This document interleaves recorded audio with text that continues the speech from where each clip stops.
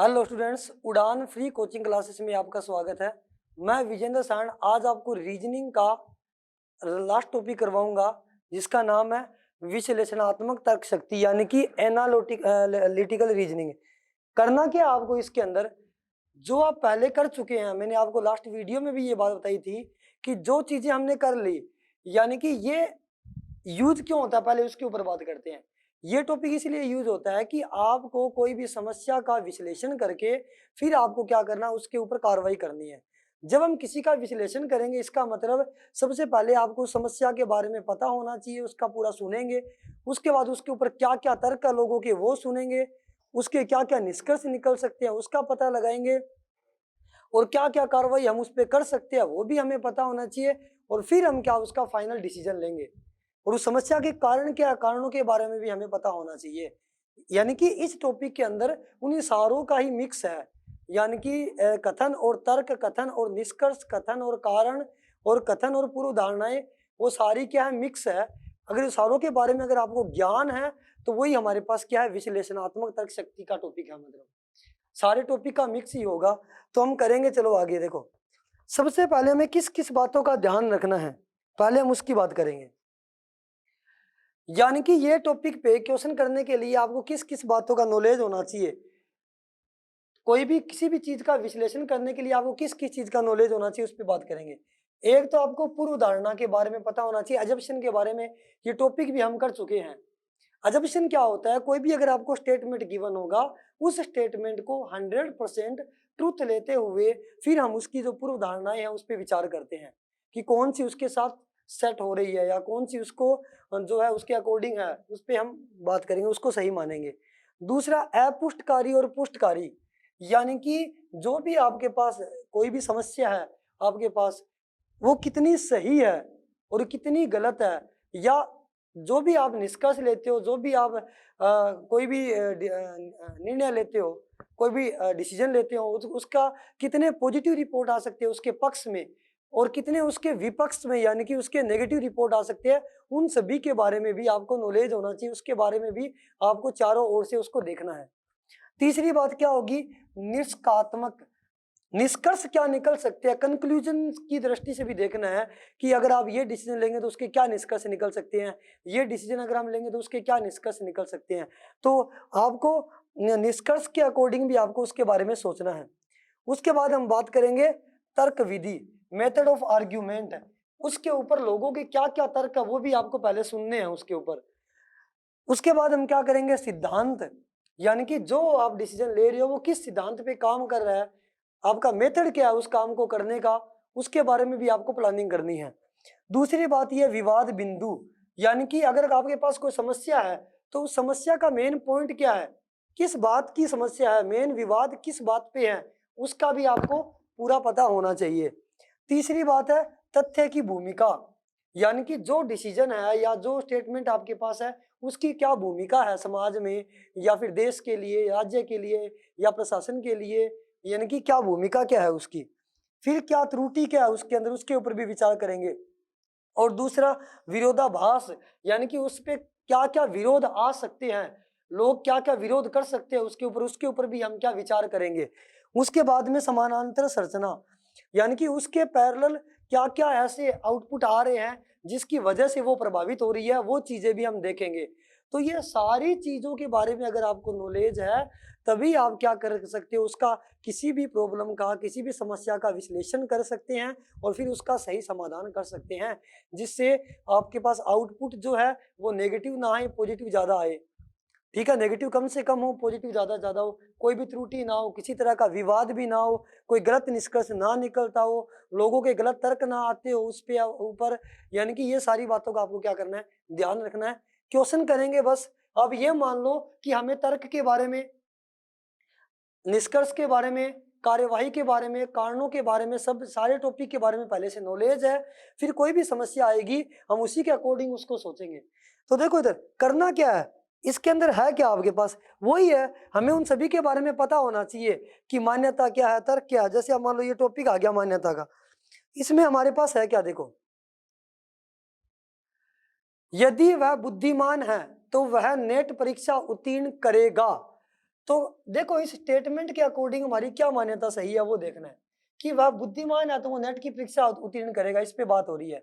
तो नेट परीक्षा में उत्तीर्ण होने के लिए उसे बुद्धिमान होना चाहिए, यानी कि अगर उसको नेट की परीक्षा उत्तीर्ण करनी है तो क्या जरूरी है कि उसको बुद्धिमान होना चाहिए? ये बात बिल्कुल सही है, ये मान्यता है कि अगर वो नेट परीक्षा को उत्तीर्ण करेगा तो उसका बुद्धिमान होना जरूरी है। फिर क्या बोल दिया, वह नेट परीक्षा में उत्तीर्ण होगा। अगर वो बुद्धिमान है तो ये जरूरी नहीं है कि वो उत्तीर्ण हो भी जाएगा, उत्तीर्ण हो भी सकता है और नहीं भी हो सकता। तो ये वाली बात हम सही नहीं मानेंगे। केवल एक मान्यता जो है वो अंतर्निहित है गिवन स्टेटमेंट के अकॉर्डिंग। बस बात को समझना है, बाकी जैसे जैसे प्रैक्टिस करोगे होती रहेगी। हर वीडियो में मैं आपको प्रैक्टिस की बात बोलता हूँ। आगे हम बात करेंगे नेक्स्ट टॉपिक की। आगे हमें क्या बोला हुआ है देखो, उस पर बात करेंगे। आपको कथन क्या बोला हुआ है, ऑडिटोरियम में प्रवेश करने से पहले यह सूचना पढ़िए। पहली क्या बोल दी, पूर्व धारणा लोग शिक्षित है। दूसरी क्या बोल दी, कोई भी अंधा व्यक्ति ऑडिटोरियम में नहीं आता। देखो सीधी सी बात है, पूर्व धारणा क्या है, इसने ऐसे बोला कि ऑडिटोरियम में प्रवेश करने से पहले सूचना पढ़िए, यानी सभी वो लोगों को वो ये बोल रहा है कि आप ये सूचना ये पढ़ो। तो वो क्या मान के बोल रहे हैं कि सभी लोग शिक्षित है, यानी कि गिवन स्टेटमेंट को हम 100% मानेंगे। जब पूर्व धारणा की बात आए, हम पहले भी कर चुके हैं कि आपको जो भी आगे सूचना दी हुई है, जो भी आदेश दिया हुआ उसको पढ़ना ही पढ़ना है हमने, ये सही है। तो सबसे पहली बात क्या है, सभी लोग शिक्षित है, तभी तो वो ये बात बोल रहे हैं कि वो स्टेटमेंट पढ़ सकते हैं। वो ऑडिटोरियम में बुलाने से पहले बोल रहे हैं कि ये जो भी गाइडलाइन, जो भी नोटिस बाहर लगा हुआ है, इसके बारे में पहले पढ़ो फिर आप अंदर आओ। दूसरा क्या बोला हुआ है, कोई भी अंधा व्यक्ति ऑडिटोरियम में प्रवेश नहीं आता है, प्रवेश नहीं कर सकता, इसके कहने का मतलब ये है। तो ये तो कोई सही रीजन नहीं है, यानी कि वो स्टेटमेंट इसलिए पढ़ने के लिए नहीं बोल रहे कि व्यक्ति अंधा तो वो उस अंदर नहीं आना चाहिए। वो इसलिए बोल रहे हैं कि जो ऑडिटोरियम में हमारे पास जो मीटिंग होगी, हो सकता है जो बाहर नोटिस लगा हुआ उसी के बारे में, उस सूचना के बारे में हो, तो उसके बारे में पढ़ के या उसके जो भी गाइडलाइन है उसकी वो पढ़ के फिर अंदर आओ। बाहर जो सूचना बोर्ड लगा उसमें ये भी हो सकता है मास्क पहन के आओ, डिस्टेंस बना के बैठो, कोरोना के ऊपर वो भी गाइडलाइन हो सकती है, कोई भी गाइडलाइन हो सकती है मीटिंग के अकॉर्डिंग। तो लोग शिक्षित है तभी वो उसको बोल रहा है कि लोग शिक्षित है, इसको 100% मान के वो पढ़ेंगे। इस बात से इसका कोई लिंक नहीं है जो कथन हमें गिवन है उसका। आगे नेक्स्ट हमें क्या बोल दिया देखो उधर, नेक्स्ट आपको ऐसे बोला हुआ है, रेलवे अधिकारियों ने 10 नई रेलगाड़ियां शुरू की है और पहले से चल रही 14 रेलगाड़ियों की संख्या बढ़ा दी है। क्वेश्चन किस चीज का, पूर्व धारणा का है। पूर्व धारणा का क्वेश्चन जब भी आए उस केस में हम जो स्टेटमेंट जो गिवन होती है उसको 100% सही मानेंगे कि रियल के अंदर 10 रेलगाड़ियां नहीं शुरू की गई है। 10 रेलगाड़ियां जो शुरू की है, अब उनकी संख्या कितनी कर दी है, 14 कर दी है, संख्या बढ़ा दी गई है, मतलब ये सही स्टेटमेंट है। अब इसके क्यों बढ़ाई गई है, तो इसके साथ क्या मैच कर रही है, ये पूर्व धारणाएं क्या थी, उससे पहले क्या धारणा थी, उस पर बात करते हैं। मौजूदा रेलगाड़ी, यानी कि ये स्टेटमेंट लेने से पहले मौजूदा रेलगाड़ी जो है वो सभी सवारियों को स्थान उपलब्ध कराने के लिए पर्याप्त नहीं थे, सही बात बोल रहे हैं।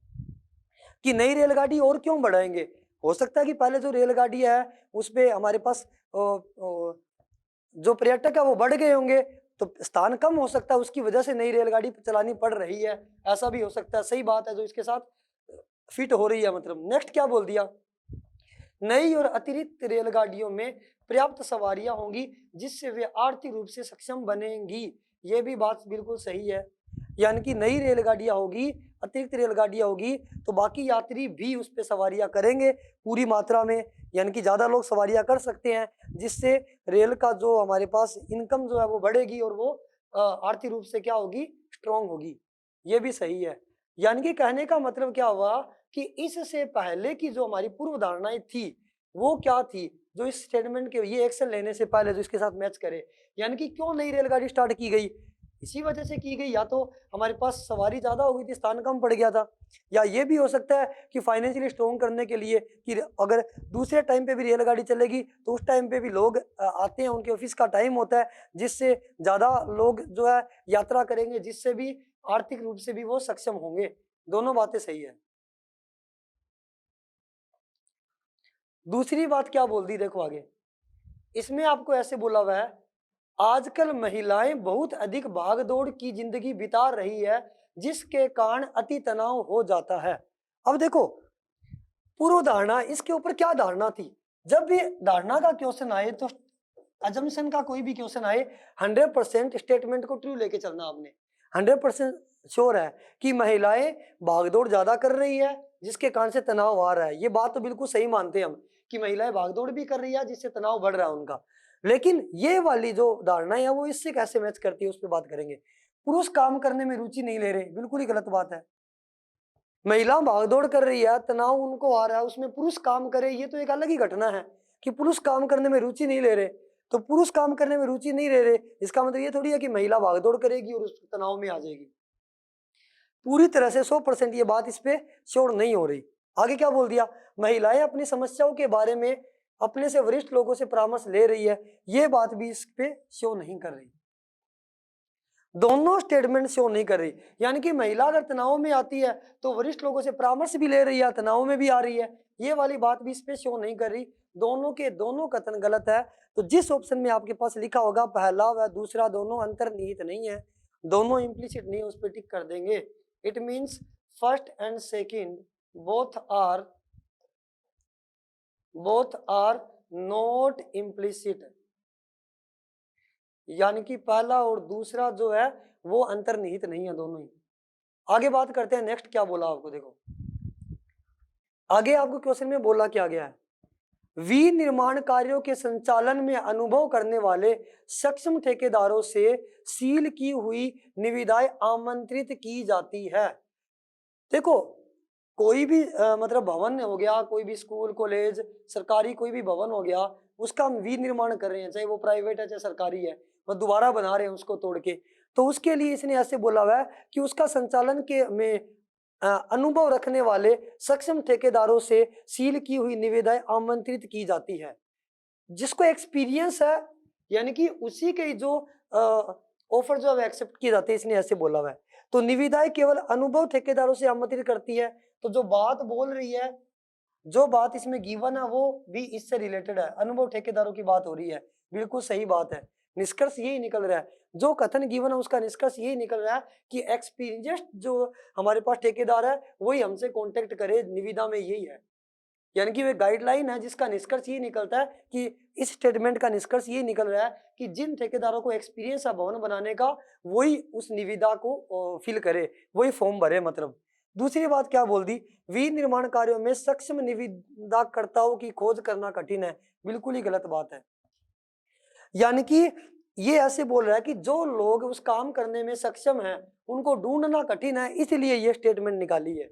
इस स्टेटमेंट का इससे कोई भी लिंक नहीं है, ये निष्कर्ष नहीं निकलता।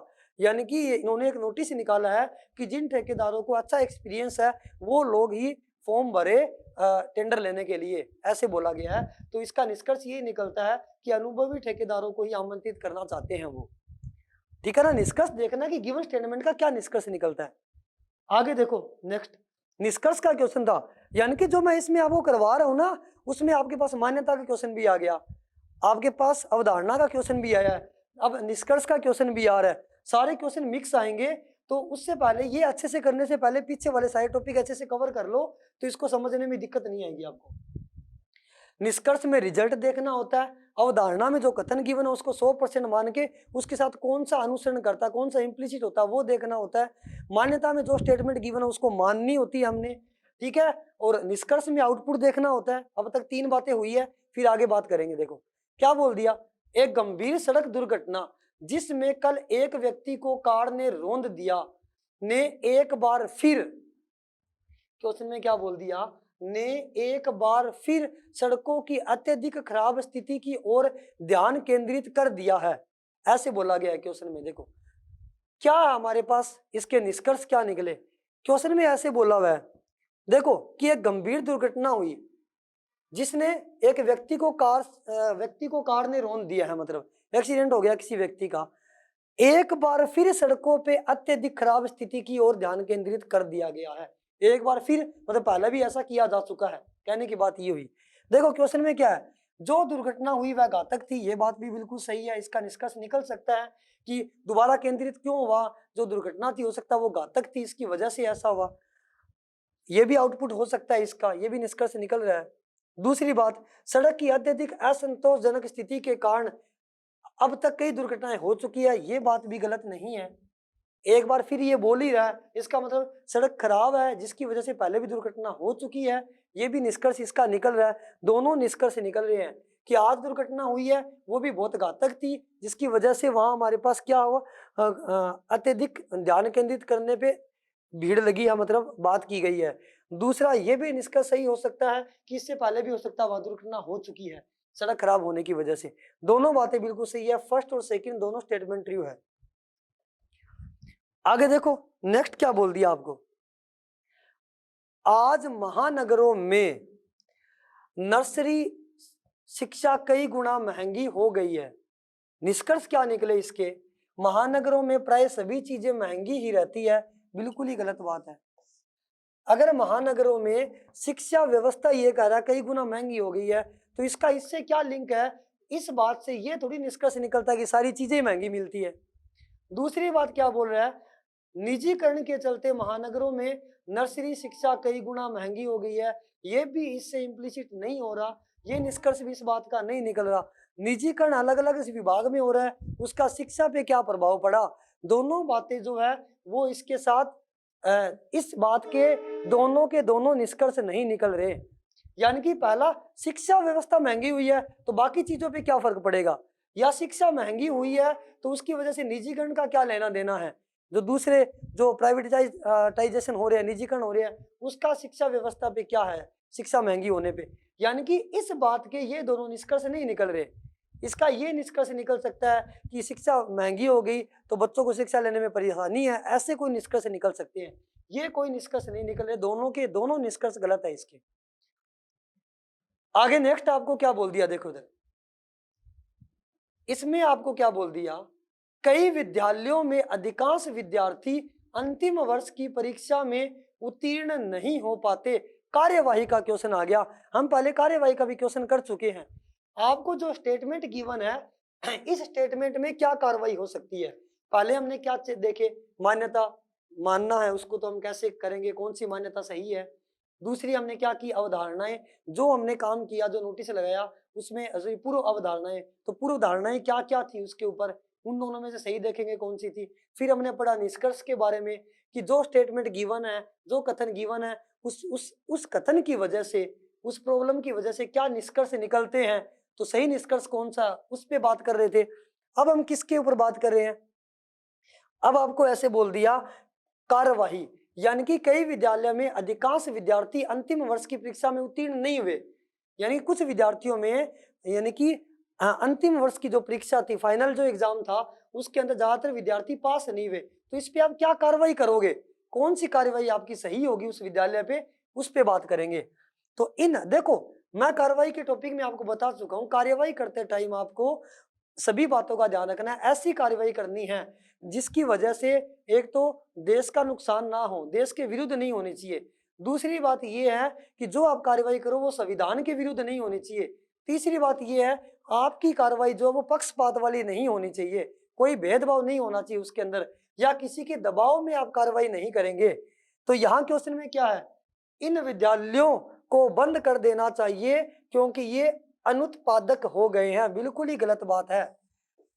विद्यालय बंद करना ही सही कार्यवाही नहीं होती, अगर वो पास नहीं हुए तो उनकी समस्या सुननी चाहिए, क्या रीजन रहा उसका, किस वजह से बच्चे फेल हुए हैं, फिर उसका सोच के कमेटी के अंदर मीटिंग में उसका प्रावधान सभी के तर्क लेके सही डिसीजन उसका लेना चाहिए। स्कूल बंद करना सही डिसीजन नहीं है। दूसरी बात ये, इन विद्यालयों के शिक्षकों की तुरंत छटनी कर देनी चाहिए, ये बात भी बिल्कुल गलत है। जरूरी नहीं है कि सारे के सारे शिक्षक ही गलत हो तभी विद्यालय का रिजल्ट खराब हुआ रहा है, कुछ और भी कारण हो सकते हैं, कुछ ऐसे भी कारण हो सकते हैं कि बच्चे भी स्कूल में ना आए हो, ऐसे भी कारण हो सकते हैं कि उस एरिया के बच्चों ने कम एग्जाम दिए हों, या वहाँ आसपास के एरियो में एजुकेशन का माहौल ना हो, वहाँ के लोग पढ़ाई के प्रति अवेयर ना हो, ये भी हो सकता है। तो ये दोनों कारण ही गलत है, इसकी दोनों कार्रवाइयाँ गलत है। सही कार्रवाई क्या होगी, सही बात को जानेंगे, अगर लोग एजुकेशन में जागरूक कम है, बच्चों को काम पे मजदूरी पे ज्यादा भेजते हैं, तो हम क्या करेंगे, उनको समझाएंगे, उसके लिए कमेटी का गठन करेंगे ताकि उनको समझाए, या कोई और रीजन है तो उसको प्रॉब्लम को समस्या करेंगे। ये दोनों सही समाधान नहीं है, सही कार्यवाही नहीं है। स्कूल बंद करना भी गलत डिसीजन होगा बिना तर्क जाने, और दूसरा सारे टीचरों को अलग करना भी, छंटनी करना भी गलत डिसीजन होगा। ठीक है ना, आगे बात करते हैं नेक्स्ट। ये भी कार्यवाही का क्वेश्चन है। तो कार्यवाही जो आप करेंगे प्रशासनिक अधिकारी के रूप में आपका डिसीजन लेना आपको। अमूमन 20 लोग प्रतिदिन रेलवे क्रॉसिंग को पार करते समय रेलगाड़ी से कट कर मर जाते हैं। तो रेलवे क्रॉसिंग जब पार करते हैं तो आपको क्या कार्रवाई करनी है उन, ताकि वो लोग ज्यादा से ज्यादा ना मरे क्रॉसिंग करते टाइम। रेल अधिकारियों को सभी क्रॉसिंग को बंद करने के निर्देश देने चाहिए। ये तो बिल्कुल ही गलत है। सारे क्रॉसिंग ही बंद कर देंगे, ये सही डिसीजन नहीं है। क्रॉसिंग बंद करेंगे, लोगों को घूम के आना पड़ेगा, परेशानियां बढ़ेगी, उससे कम नहीं होगी। आगे क्या बोल दिया, फाटक बंद होने के दौरान रेल मार्ग को पार करते हुए पकड़े जाने वालों से भारी जुर्माना वसूल करना जाना चाहिए। बिल्कुल सही बात है। यानी कि जब फाटक बंद है, यानी कि एक्सीडेंट कब होंगे, जब फाटक बंद है उसके बाद भी लोग जबरदस्ती जा रहे हैं। कोई बाइक को टेढ़ा करके नीचे से निकल रहा है, कोई साइकिल को टेढ़ा करके नीचे से निकल रहा है। जब ऐसे लोग जबरदस्ती निकल रहे हैं, अचानक रेल आ जाएगी, ट्रेन आएगी तो एक्सीडेंट होगा। तो क्या करना चाहिए, जो लोग ऐसे क्रॉस कर रहे हैं उन पे भारी जुर्माना लगाना चाहिए, ताकि लोग सावधानी बरते और जिससे हमारे पास क्या हो, ये जो नुकसान हो रहे हैं, जो एक्सीडेंट हो रहा है वो ना हो। तो सही कार्यवाही हमारी ये है, फाटक बंद करना सही डिसीजन नहीं है। आगे देखो नेक्स्ट क्वेश्चन हमारे पास क्या है, कुछ जागरूक नागरिकों ने, ये भी कार्यवाही का क्वेश्चन है, आपको कोई कार्यवाही देनी है जो हमारे पास समस्या है उसके ऊपर। कुछ जागरूक नागरिकों ने एक मॉल में विस्फोट की योजना बना रहे आतंकवादियों को पकड़ लिया। यानी कि एक मॉल में जो आतंकवादी थे, जो विस्फोट की प्लानिंग कर रहे थे, कुछ जागरूक लोगों ने उनको पकड़ लिया। अब ये कह रहा है जब लोगों ने पकड़ लिया तो उस पर आप क्या कार्रवाई करोगे। नागरिकों को गणतंत्र दिवस के दिन प्रोत्साहन राशि व वीरता पुरस्कार दिया जाना चाहिए। बात सही नहीं है पूर्ण रूप से। क्यों नहीं है, जरूरी थोड़ी है उन नागरिकों को गणतंत्र दिवस के दिन पुरस्कार दे, उसी टाइम मिल सकता है, या उस कार्रवाई के बाद पहले स्वतंत्रता दिवस है उस पे भी दे सकता है, किसी और ओकेजन पे भी दे सकता है। गणतंत्र दिवस पे ही उनको प्रोत्साहन राशि दे, ये क्या बात है।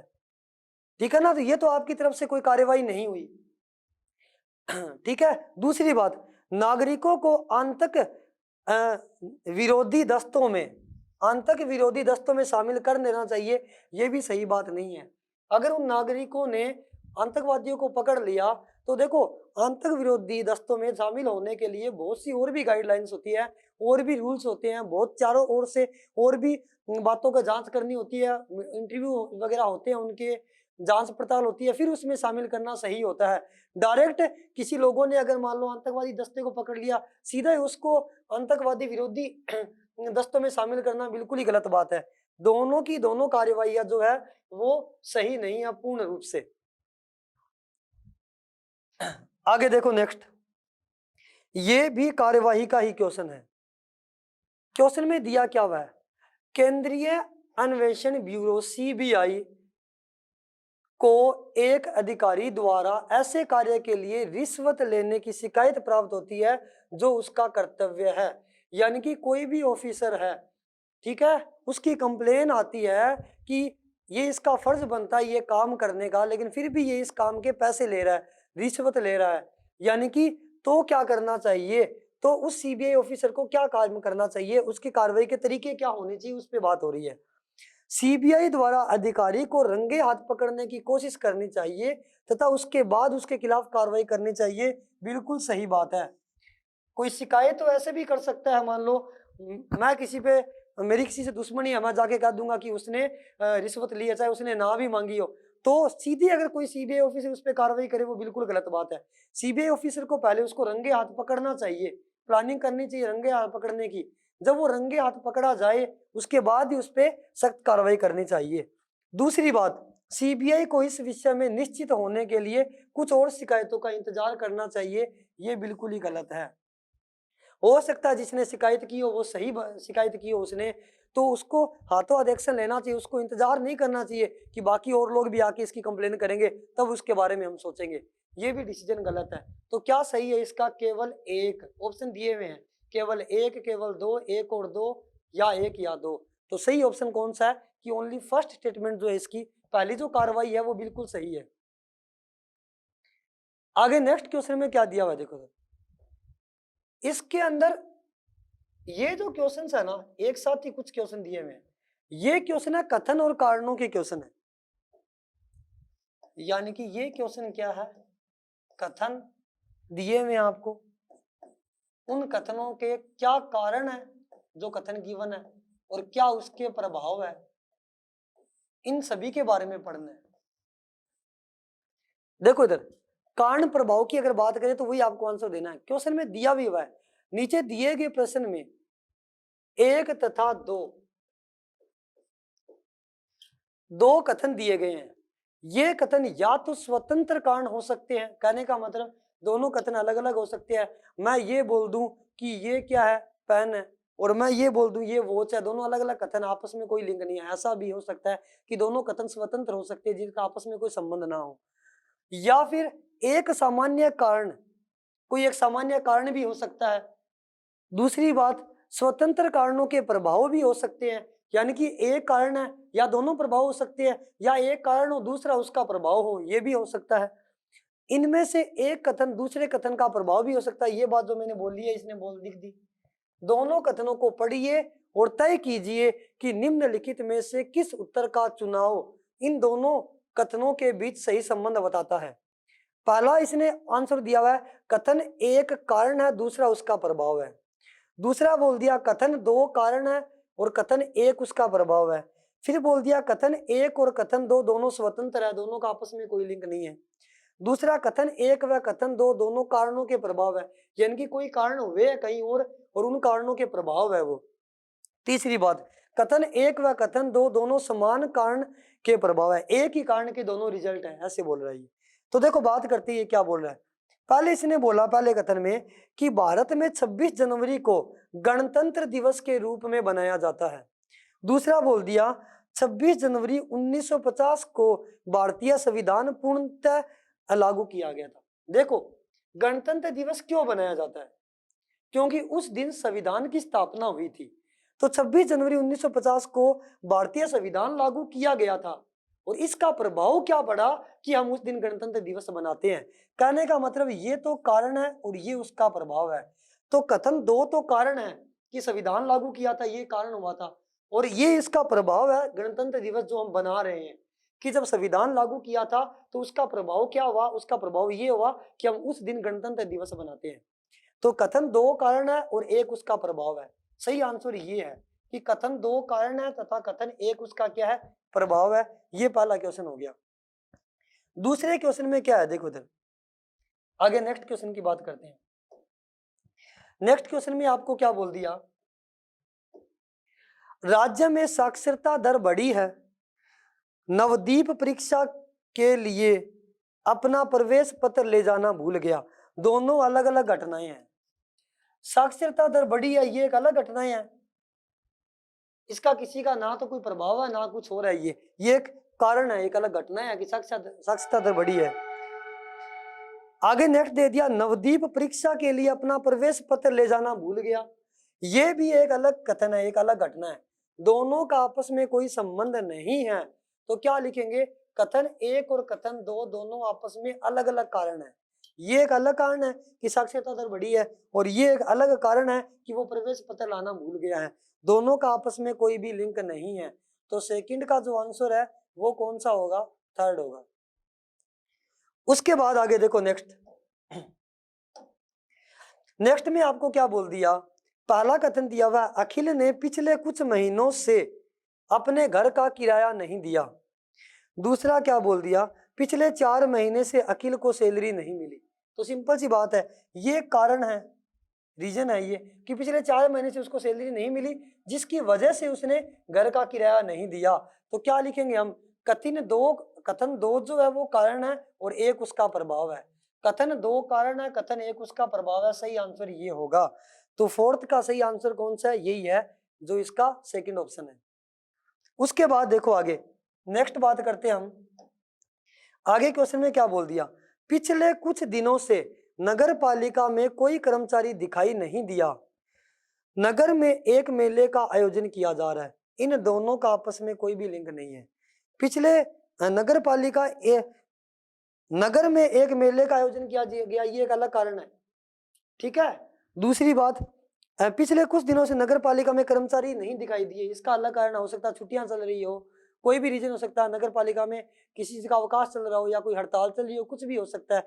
इन दोनों का ये भी, ये इसका ये प्रभाव नहीं है, इसका ये प्रभाव नहीं है, ना ही ये दोनों किसी और के प्रभाव है, ये दोनों अलग अलग कारण है। ठीक है ना, तो क्या लिखेंगे हम, दोनों स्वतंत्र कारण है ये दोनों। तो इसका आंसर कौन सा है, थर्ड। कथन 1 और कथन 2 दोनों स्वतंत्र कारण है। ठीक है, आगे हम बात करते हैं नेक्स्ट की। तो नेक्स्ट हमारे पास क्या है, देखो इधर नेक्स्ट आपको क्या बोल दिया, राज्य में 4 नए महाविद्यालय खोले गए हैं।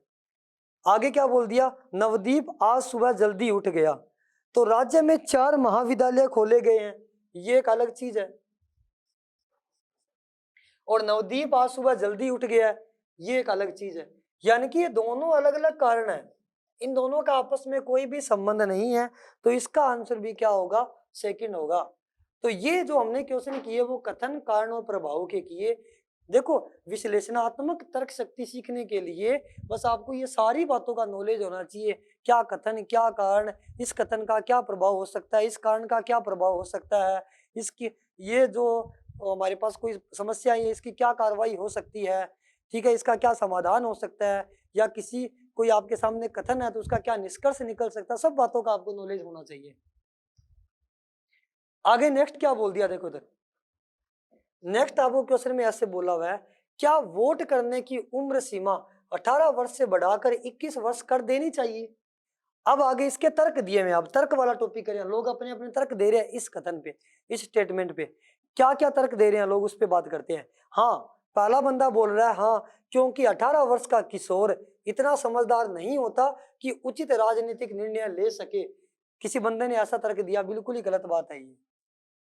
यानी कि जरूरी थोड़ी है कि अगर कोई किशोर 18 वर्ष तक की आयु का है तो वो समझदार नहीं है, और या तर्क लेने में उसका उचित निर्णय लेने में वो सक्षम नहीं है, ये कोई सही बात नहीं है।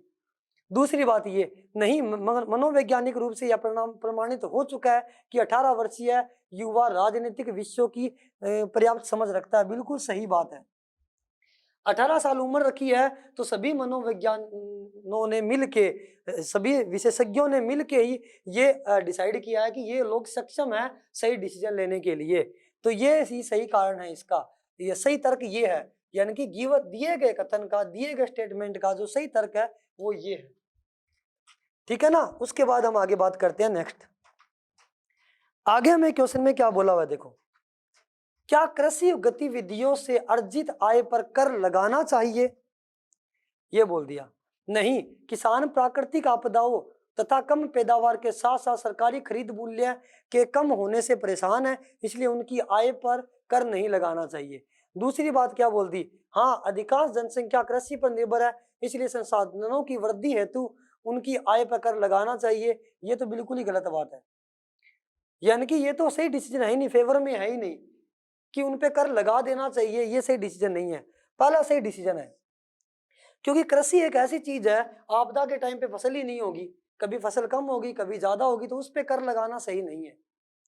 दूसरी बात, हाँ, कई बड़े किसान नौकरी पैसा वाले लोग से बहुत अधिक आय अर्जित करते हैं, अतः असमानता को दूर करने के लिए उन पे कर लगाना चाहिए, ये भी गलत बात है। कुछ बड़े लोगों को देख के कर लगाना भी गलत है, जिससे गरीब तबके के लोग हैं उनको लॉस होगा। तो सही बात कौन सी है, जो ठोस बात है वो कौन सी है, पहली है, केवल एक है, वही ठोस तर्क है इसका। यानी कि इस कथन पे लोगों ने अपने अपने तर्क दिए हैं, जो ठोस तर्क है वो कौन सा है, पहला है। आगे बात करेंगे हम नेक्स्ट। आगे नेक्स्ट आपको क्या बोल दिया, कथन बोल दिया, इसके तर्क दे रहे हैं लोग अलग अलग, कौन सा तर्क सही है वो हमने पहचानना है। क्या हमारे विद्यालय में धार्मिक शिक्षा दी जानी चाहिए। नहीं, हमारा राज्य धर्म निरपेक्ष है, बिल्कुल सही है। किसी भी विद्यालय में धार्मिक के बारे में शिक्षा नहीं देनी चाहिए, क्योंकि वह हर जाति धर्म के लोग आते हैं, किसी भी धर्म का प्रचार करना गलत हो जाएगा। दूसरी बात ये, हाँ, धार्मिक शिक्षा बच्चों में नैतिक मूल्यों के विकास को सहायक करती है, बिल्कुल ही गलत बात है ये, कि धार्मिक शिक्षा बच्चों का नैतिक विकास कैसे करेगी, बिल्कुल गलत बात है ये। तीसरी बात, नहीं, कोई भी ऐसे कदम के बारे में कैसे सोच सकता है जब हम युवा पीढ़ी से 21वीं सदी में अपनी भूमिका निभाने की उम्मीद करते हैं। ये बात बोल दी इसने तीसरी, ये ऐसे बोल रहा है कि युवा पीढ़ी से हम 21वीं सदी में जा रहे हैं, इसलिए हमने विद्यालयों में धार्मिक शिक्षा दी जानी चाहिए। ये भी सही बात नहीं है। यानी कि एक एक किसी ने बोला कि क्या धार्मिक शिक्षा देनी चाहिए? वो देनी नहीं चाहिए, क्योंकि धर्मनिरपेक्ष राज्य है, धर्मनिरपेक्ष देश है हमारा, जहाँ पे सभी धर्म को समानता मिलती है, इसलिए धार्मिक शिक्षा नहीं देनी चाहिए। ये सही रीजन नहीं है। हम 21वीं सदी की ओर जा रहे हैं, इसलिए धार्मिक शिक्षा मतलब नहीं देनी चाहिए, ये कोई सही लॉजिक नहीं हुआ। तो सही तर्क इसका यही है कि धर्मनिरपेक्ष राज्य की वजह से ही हमारे पास धार्मिक शिक्षा जो है वो स्कूलों में नहीं अप्लाई करनी चाहिए। आगे नेक्स्ट क्वेश्चन क्या है, देखो ये भी तर्क से रिलेटेड आपको अपने तर्क देने हैं। क्वेश्चन क्या है वो पढ़ लो बस। आपको दिया गया है, क्या भारतीय पेशेवर पर भारत में शिक्षा प्राप्त करने के बाद कई अन्य नौकरी की तलाश करने के लिए पूर्णतः प्रतिबंध लगा देना चाहिए? बिल्कुल ही गलत बात है, ऐसा नहीं करना चाहिए। क्यों लगा देना चाहिए? कोई भी भारत का आदमी कहीं भी जॉब करने के लिए सक्षम है, वो आजाद है, स्वतंत्र भारत का नागरिक है, वो उसको स्वतंत्र अधिकार है अपने डिसीजन लेने का। पहला तर्क क्या देता है? हाँ, भारत में प्रौद्योगिकी विकास की वर्तमान दर को सतत बनाने के लिए एकमात्र उपाय है। बिल्कुल ही गलत बात है ये, कि कोई भी अगर बाहर नौकरी पैसों में बाहर जाने से तकनीकी विभाग पे फर्क नहीं पड़ेगा, हमें अपने प्रौद्योगिकी के सिस्टम को बदलना होगा, लोग स्वतः ही बाहर नहीं जाएंगे। तो ये गलत डिसीजन है, रोक लगाना। दूसरी बात, नहीं, विदेशों में रह रहे भारतीय बड़ी मात्रा में विदेशी मुद्रा भेजते हैं और इसकी भारत के विदेशी मुद्रा भंडार में एक महत्वपूर्ण हिस्सेदारी है। तीसरी बात में क्या बोल दिया इसने? नहीं, भारतीय द्वारा अन्य देशों में कार्य करने से प्राप्त होने वाला व्यवहारिक ज्ञान भारतीय अर्थव्यवस्था में विकास में सहायक है। ये दोनों बातें सही है। यानी कि अगर कोई भारत में काम करने जा रहा है तो हो सकता है कि विदेशी मुद्रों का हमारे भारत में आगमन हो। कोई भारत में फैक्ट्री लगा रहा है या किसी की भारत में कंपनी है, कोई गाड़ियों की कंपनी है, तो वहां अगर वो काम कर रहा है तो हो सकता है वहां से हमारे देश में पैसा आए, तो विदेशी मुद्रा में भंडार में फायदा होगा। दूसरी बात ये भी है कि व्यवहारिक ज्ञान भी मिलेगा हमें दूसरे देश में काम करने से, जिससे हमारे देश के अंदर काम करने में लोग सक्षम होंगे और जिससे उनको सहायता मिलेगी। ये दोनों बात जो है, ये दोनों तर्क जो है वो इसके साथ मैच करते हैं। पहला तर्क गलत है, तो केवल 2 और केवल 3, यानी कि केवल 2 और केवल 3 जो है वो सत्य है। ये हमारी जो बात वो सही है, ठीक है ना। आगे हम बात करेंगे नेक्स्ट। आगे आपको क्या बोला हुआ है, देखो पूर्व धारणा पे क्वेश्चन आ गया। स्टार्टिंग में कर भी चुके हैं हम इसके बारे में। दिए गए कथन और उसके नीचे दी गई पूर्व धारणा पर विचार करके तय कीजिए कि कौन सी पूर्व धारणा कथन में अंतर्निहित है। यानी कि जो कथन गिवन है, जब भी पूर्व धारणा की बात आए तो गिवन कथन को 100% सत्य मानना होता है। कथन हमारा ये है, तो कथन क्या है, देखो वेतन संशोधन के निर्णय को अगले वर्ष तक स्थगित करने के सरकार के निर्णय के खिलाफ सभी डिग्री कॉलेजों के अध्यापक अनिश्चितकालीन हड़ताल पर चले गए हैं। यानी कि ये काम हुआ है ऐसा कुछ, यानी कि उन्होंने क्या किया, अपना वेतन संशोधन का निर्णय 1 साल के लिए स्थगित कर दिया, जिसकी वजह से डिग्री कॉलेज के जो अध्यापक है वो हड़ताल पे चले गए हैं। ठीक है, अब इसकी पूर्व धारणाएं क्या थी? सरकार सभी हड़ताली अध्यापकों को निलंबित कर सकती है। बिल्कुल ही गलत बात है। यानी कि अगर सरकार कोई भी अपना डिसीजन लेती है तो ये जरूरी नहीं है कि उससे पहले सरकार ये बोल देगी कि अगर हम वेतन वाला फैसला अगले साल लेंगे और पहले से ही अगर कोई भी हड़ताल करेगा तो हम उसको निलंबित कर देंगे। तो सरकार की ऐसी पूर्व धारणा नहीं हो सकती। ये गलत पूर्व धारणा है कि सरकार ने ये डिसीजन लोगों को हटाने के लिए लिया है, तो ये डिसीजन इसमें अंतर्निहित नहीं करता। ये पूर्व धारणा जो है वो नहीं थी, सरकार की ये मंशा नहीं थी, ये गलत बात है। दूसरी, सरकार अध्यापकों के वेतन को चालू वर्ष में संशोधित कर सकती है, ये कह रहा है, ये भी उसके साथ नहीं करता।